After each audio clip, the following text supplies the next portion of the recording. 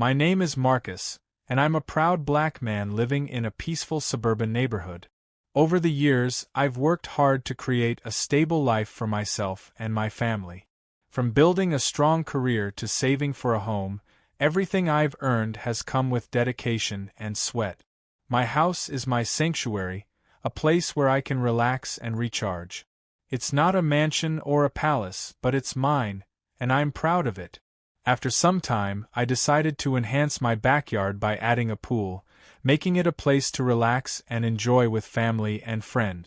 But there was one more detail that had been bothering me for a while: privacy.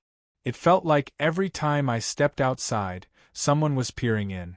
So, I decided to install a fence around the pool, giving my family the space and privacy we deserve. It was nothing personal, just a simple decision for the safety and well-being of my loved ones. In this neighborhood, everyone is supposed to follow certain guidelines laid out by the HOA. But that's something I've always done. I've followed every rule, from lawn care to parking regulations. I don't bother anyone, and I don't expect to be bothered. My goal was clear: enjoy my life and contribute to the community. And then there's Karen. Karen is the kind of person who feels entitled to control every aspect of everyone else's life. She doesn't just follow the rules, she believes she is the rule. It didn't take long for her to make her presence known. She moved into the neighborhood and immediately began finding faults with everything and everyone. The way people cut their grass, the color of their fences, how their homes were decorated, nothing was good enough for Karen. She quickly became a key player in the HOA, holding power over neighborhood decisions. From the first time I saw her, it was clear that Karen saw herself as the gatekeeper, the self-appointed authority who believed she could dictate how others lived. She never missed a chance to voice her opinion, even if it wasn't needed or wanted. It wasn't long before her name became synonymous with unnecessary drama. I began installing the fence around my pool, not thinking much of it. After all, I'd done my homework. I'd received approval from the HOA and made sure to adhere to all the guidelines. It was a simple project to provide some privacy, nothing extravagant. But when Karen spotted me in the process of setting the posts, she wasted no time storming over to confront me. She immediately demanded that I tear the fence down. According to her, the installation was against HOA rules. I tried to stay calm, explaining that I'd followed all the correct procedures. The HOA had approved it and everything was in order. But Karen didn't want to hear any of it. She was adamant that I remove the fence immediately. She threatened me with fines and punishment, trying to leverage her power in the HOA to intimidate me into submission. But I refused. I'd done nothing wrong, and I wasn't about to let Karen bully me. I calmly stood my ground, telling her that the fence would stay up, and if she had an issue, she could take it up with the proper authorities. This was my property, and I was within my rights to make decisions about it. What Karen didn't realize was that her tantrum was only the beginning. She had underestimated me, and her sense of entitlement would soon become her downfall. At first, I thought Karen would drop it. I figured once I stood my ground and calmly explained myself, she'd move on to her next target. But I was wrong. Karen's need for control was too deep, and she wasn't going to let this go so easily. When I refused to tear the fence down, Karen began calling all her HOA buddies, rallying them to her cause. She organized meetings and attempted to convince others that my fence was a threat to the entire neighborhood. She spread rumors, claiming that I was ruining the neighborhood and that my actions were disruptive. Of course, none of this was true. The fence was in perfect alignment with HOA guidelines, and I had taken all the necessary steps to ensure that everything was done properly. But Karen wasn't interested in facts. She was determined to make this about power. She used her position in the HOA to try and rally support, hoping to force me into submission through intimidation and peer pressure. But I wasn't backing down. I knew what I was doing, and I knew I had the support of the rules on my side. I continued with my project, ignoring her complaints and remaining calm under pressure. Still, Karen's anger grew. She didn't understand why I wouldn't bend to her will. Her frustration turned into a personal vendetta, and she wasn't about to let it end without a fight. When Karen saw that her attempts to organize the neighborhood against me were failing, she resorted to more personal attacks. Her campaign shifted from property disputes to full-on racial harassment. She implied that someone like me, someone she considered out of place, shouldn't have the same rights as the other homeowners. She tried to create an image of me as an outsider who didn't respect the values of the neighborhood. Karen spread vile rumors, claiming that my decision to build a fence was somehow a threat to property values. She called up my neighbors and tried to turn them against me, whispering half-truths and false narratives to anyone who would listen. She even implied that my presence in the neighborhood was dragging things down, without ever addressing the real issue at hand, her attempts to control my personal decisions. But rather than being intimidated by Karen's words, I became even more resolute. I knew I had every right to live my life in peace, and I wasn't about to let Karen's hate-filled rhetoric drive me away. If anything, her words only fueled my determination to protect my home and my family. My decision to build a fence wasn't just about privacy, it was about standing up for my right to live freely without fear of harassment. Karen underestimated me, thinking I would crumble under the pressure. But as the attacks grew more personal and her power seemed more threatening, I made a promise to myself. I would stand firm, and I wouldn't let Karen or anyone else take away what I'd worked so hard for. Karen was relentless. She had already tried pressuring me through the HOA, spreading lies, and calling in favors from her powerful connections. But when none of that worked, she decided to go all in. She wasn't just angry anymore, she was desperate. And desperate people can be dangerous. Karen began threatening to bulldoze my house. She told me that if I didn't take down the fence, she would personally make sure it was torn down, and my property would be ruined in the process. The nerve of it all was staggering. She wasn't just trying to bully me out of the neighborhood, she was now threatening to destroy my home. But Karen didn't know one crucial thing. I wasn't just some quiet guy who would bow down to her threats. I had my own connections, and they were powerful in ways she couldn't even begin to understand. While Karen was busy threatening me, I spent some time digging into her past. I knew that she had an agenda, but I had no idea just how deep her web of manipulation ran. What I discovered shocked me. Karen had a long history of causing trouble for homeowners, especially for minority families like mine. She had used her influence in the HOA to target people who didn't fit her narrow view of who belonged in the neighborhood. This wasn't just about a fence anymore. Karen's actions were part of a larger pattern of abuse of power and racism. Her reputation in the neighborhood was built on fear and intimidation, and she had been getting away with it for years. But now that I knew the truth, I understood that I couldn't just stand by any longer. I had to take action, not only to protect my home, but to make sure that Karen's reign of terror came to an end. I had the resources and the connections to fight back, connections that Karen couldn't even imagine. I wasn't going to let her push me out. This was no longer just about a fence. This was about standing up to a bully who had gotten away with far too much.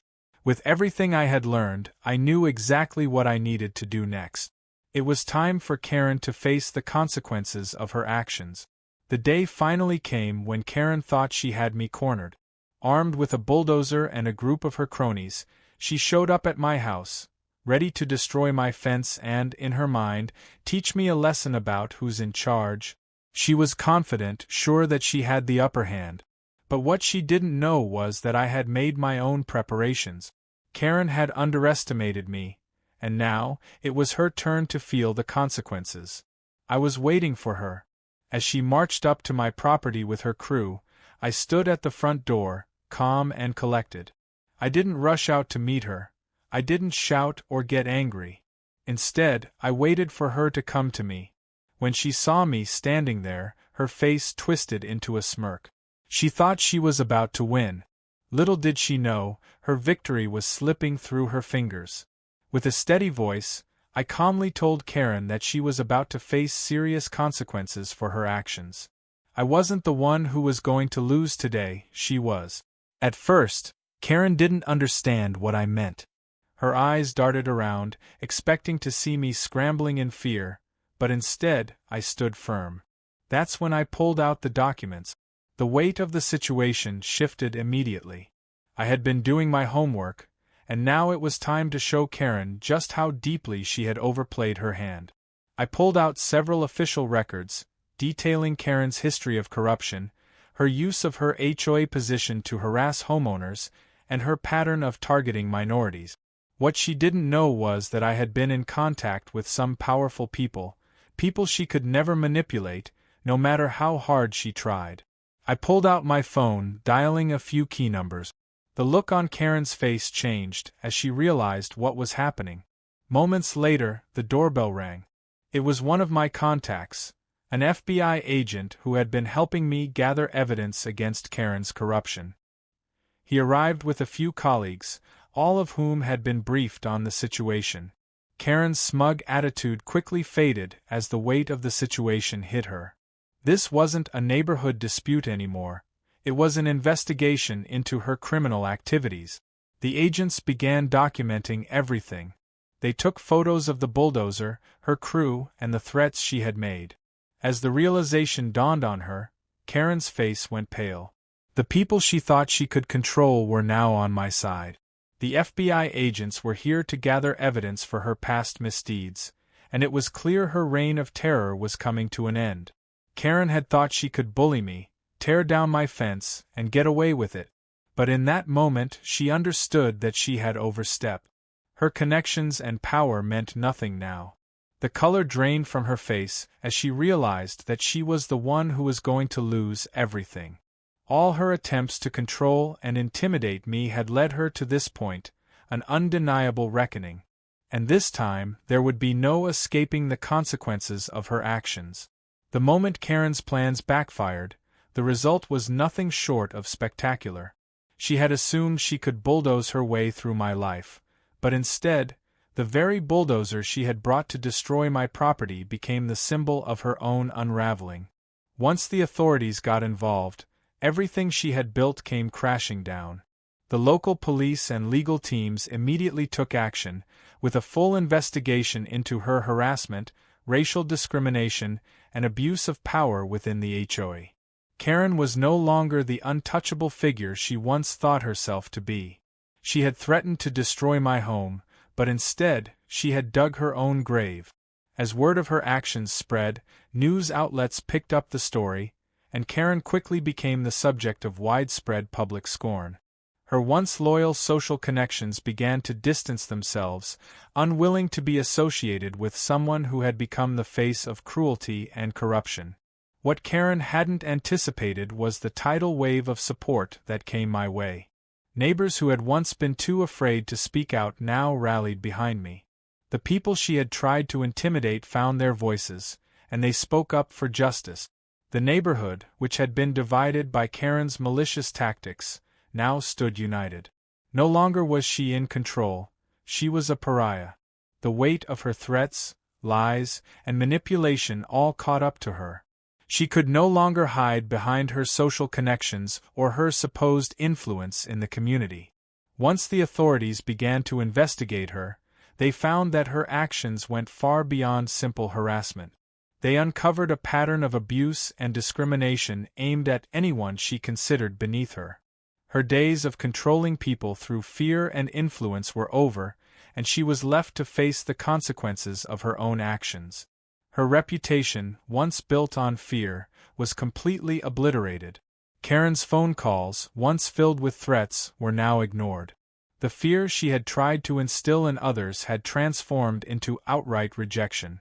The people who had once bent to her will now saw her for who she truly was, a bully who had been allowed to operate unchecked for far too long.